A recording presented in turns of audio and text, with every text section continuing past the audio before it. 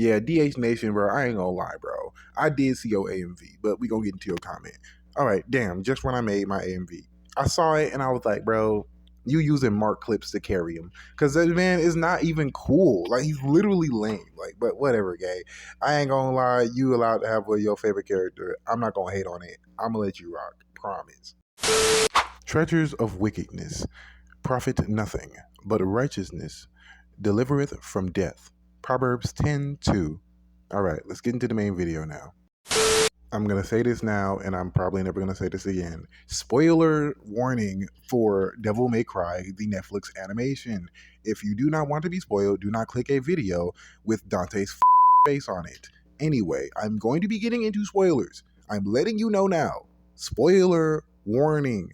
A few minutes later. Alright, so Devil May Cry. So first and foremost, let's just get right into it. So personally, I enjoyed this very much. Let's just get the obvious out the way. I think this is amazing. Like honestly, when it comes down to it, I wasn't like the biggest Devil May Cry advocate. Personally, besides like rumbling rumors and on top of the fact that very tasteful edits. And that's a fact. I don't really see too much of Devil May Cry. I don't know too much about it. Aside from lore videos. I think for me personally, I try my best to differentiate adaptation from adaptation. Like people are going to do their own thing, which each coming passing decade, you know, there's going to be a new thing. There's going to be a new reboot every other 10 years or so. So it's like I can withstand a lot of it for the sake of, well, trying something new and artistic expression. So for me, when it came to like this dropping, I was very much open-minded. I had no idea what was going on, but I knew I was hyped for it because I knew of Dante and I knew exactly who he was and how his story plays out. So I was very interested in seeing what was going on. So watching this first 8 episodes, I gotta say, for one, I didn't have to wait weekly to finish this. Finally, Netflix is getting back on track with their model. I think for me, it looks incredible. Like the animation is freaking stellar. Honestly, not a bad frame in sight, at least not to my recollection and my knowledge. Personally, it was pretty cool to see. Like for the most part, the animation is sexy.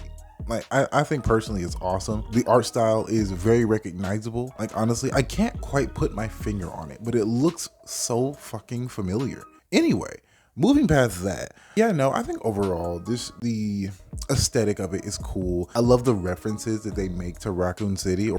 This has got to be the second worst job you ever gave me. Oh, you mean after the Raccoon City job?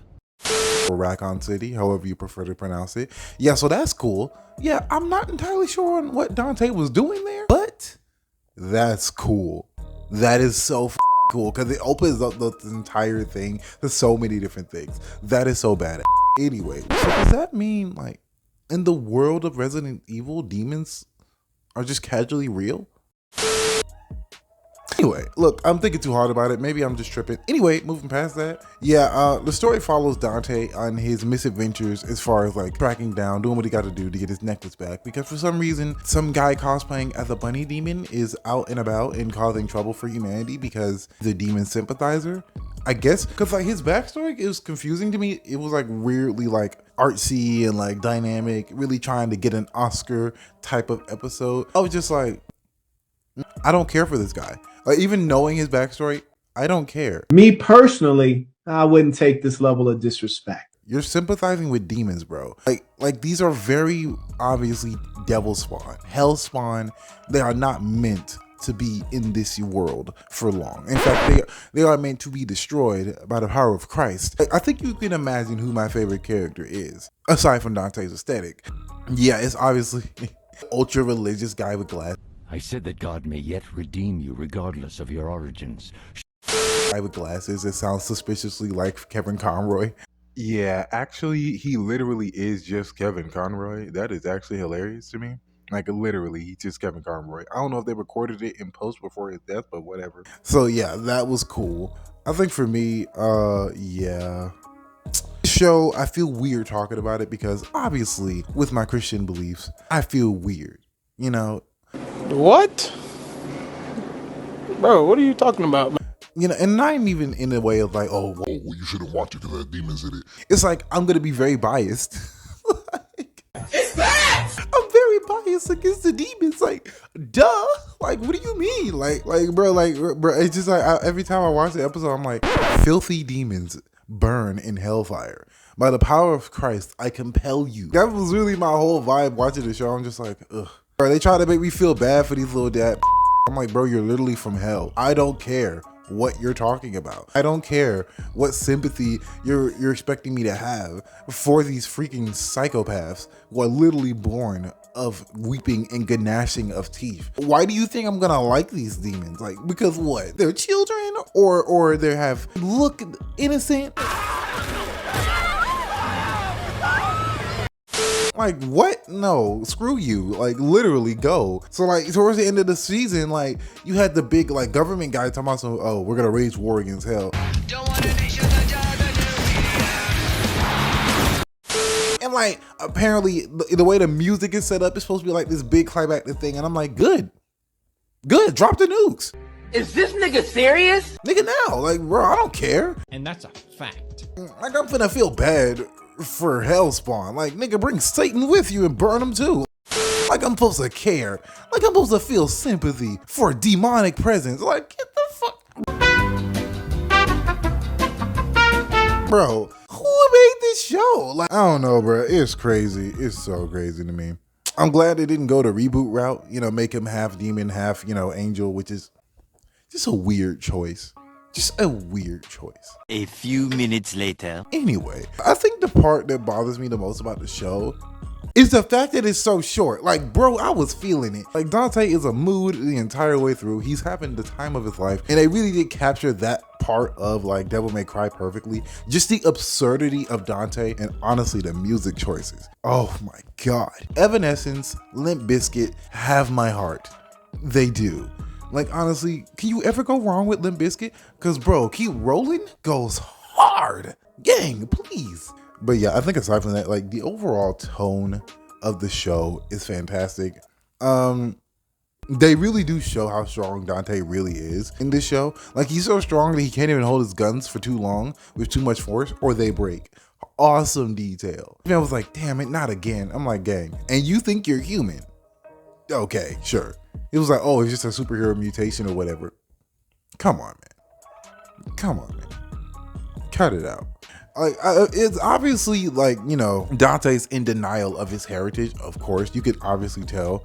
Like, you know, he knows that he's a demon. He just doesn't want to say that he's a demon because, you know, they killed his family. Shocker. And honestly, the timeline is confusing because I don't know, like, the past of this version of Virgil.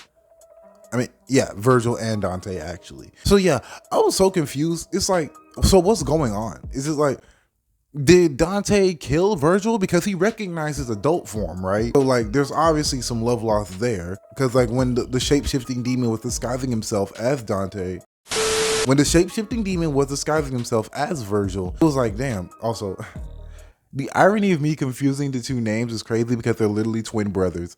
Anyway, so yeah, like, I was just like, huh, interesting. Cause like, they have a lot of history. I'm trying to figure out like, what version of history are we gonna be going with when it comes to Virgil and Dante. So yeah, either way, I'm here for it, you know. And honestly, the worst kept secret of the entire series is the fact that freaking Virgil's still alive. It's like, duh. You really think they would make a Devil May Cry anime, 8 episodes, and not have Virgil? Come on now, what are we talking about here? So no, like, I pretty much knew it from episode 1. I'm like, bro, he's obviously alive. He's obviously still around. He's probably in hell somewhere. Who knows?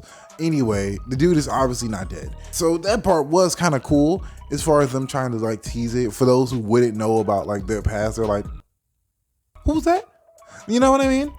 And like, yeah, I feel like if you're like not like a huge Devil May Cry fan, you would like this. And if you are, you'll probably love this, if I'm being real with you. I'm somewhere in the middle, if I'm being honest with you. Because again, the episode just follows like Dante trying to keep his necklace out of the hands of the evil forces of hell and trying to prevent the apocalypse inadvertently. Because like, yeah, Dante's just doing his thing. Like, for the most part, Dante, he just seems to be reactive in a way. He's not like exactly going after, like, he doesn't have a goal for real. It's more like he's just doing things that happened around him, and he just so happens to be on the side of the angels. Like, he literally just does his job. Like, if he gets paid to do something, he's gonna do it. You feel me? Especially when it comes to taking down demons, because, you know, he has a chip on his shoulder. like most, heroes do in these type of stories. Yeah, I think aside from that, yeah, it flowed pretty well. The plot was easy to follow, and more than anything else, it was just a good ass time. It really made me feel like I was back in the early 2000s, if I'm being real with you.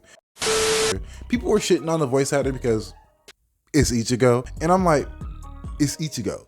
Why do you hate it? Like, the dude does a good job. He's obviously a younger version of Dante, so it's like I don't really have a problem with it. I'm not really, too mixed up about it. Like, he's cool. Like, the voice actor does a good job. Like, he really does like carry the charismatic like level of Dante that we all know and love. So personally, I genuinely don't see the issue.